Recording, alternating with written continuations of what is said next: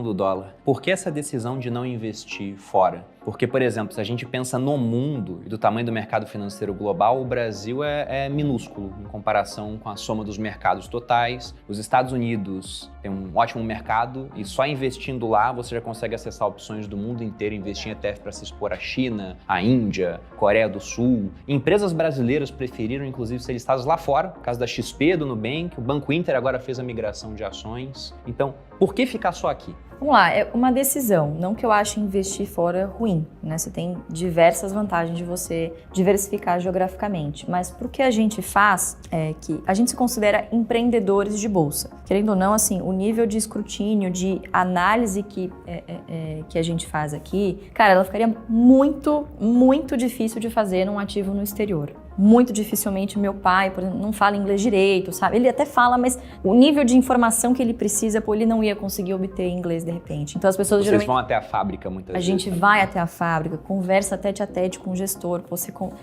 querendo ou não, você tem um viés de que você tem que estar aqui para entender a fundo o que está acontecendo. Para essa estratégia, entende? Em que você pretende ficar ali por 20, 30, 40 anos. Agora, por exemplo, um investidor que quer ter uma renda lá fora, quer ter uma renda em dólar, você tem opções em ETF, por exemplo, você pode fazer isso de uma maneira passiva e não ter que se preocupar, claro, os gestores do ETF que vão ter que se preocupar em seguir o S&P, enfim, e, inclusive que pagam dividendos lá fora. No Brasil, isso ainda não é possível. No Brasil, o stock picking, ele acaba sendo muito interessante, né? Justamente porque ainda é um mercado incipiente, é um mercado pequeno, é um mercado que sofre muito das influências internacionais e, de novo, essas assimetrias aparecem com muita frequência. É só um dos nossos políticos abrir a boca e falar uma besteira. Que acontece com certa frequência. Cara, exatamente. Tem uma oportunidade por dia nesse país. É tudo mato ainda. Então, nesses setores que a gente gosta, puxa, tem muito crescimento ainda que não está precificado. Claro que a gente tem que sempre considerar, não acho que o Brasil vai ser uma Suíça um dia, mas eu não acredito que vai ser uma Venezuela. Quem acredita que vai ser uma Venezuela, acho que não tem que nem morar aqui, tem que ir para fora mesmo, né? Não só deixar os seus investimentos lá fora. Então, cara, a gente gosta de investir em empresas aqui porque o desconto aqui, o preço é muito atrativo ainda. Você tem excelentes empresas cotadas abaixo de valor patrimonial, assim, gigantes, sabe? Que são referências no mundo do que fazem. Banco, por exemplo, o Banco do Brasil está entre os top 10 melhores bancos do mundo, não é do Brasil, do mundo. Com o ROI que está melhorando. Saiu de 13, 12 para 16, 17 agora. É um banco que está melhorando em eficiência, está melhorando em rentabilidade. Então, é um dos exemplos de boas empresas que pagam bons dividendos a preço de banana. Até pensando na metodologia de vocês, por exemplo, eu gosto de banco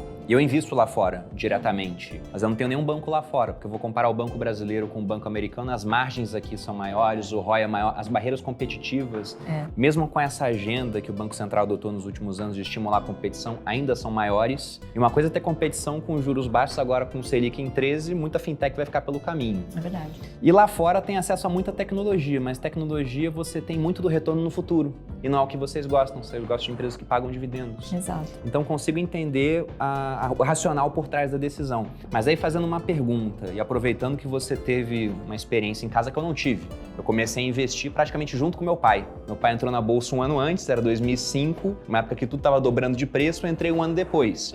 Então ele não tinha muito de história de investidor para me contar. E o seu pai investe há 50 anos, que você disse? 50 anos. Então ele pegou nos últimos 50 anos várias trocas de moeda aqui no Brasil, ele pegou um plano Collor, ele pegou disrupções políticas que aconteceram. 50 anos você volta no tempo, em 1970, a gente estava no governo militar. Ainda teve 15 anos de governo militar, depois veio uma eleição indireta, redemocratização, períodos diferentes, e quando ele entrou, se não me engano, era o Cruzeiro, mudou para Cruzeiro Novo, voltou Cruzeiro, Cruzado, trocou de moeda um montão de vezes. Mesmo assistindo tudo isso, teu pai nunca falou, nossa, eu acho que é melhor ter um pezinho fora do Brasil, porque pode ser que isso aqui dê errado? Nunca, cara.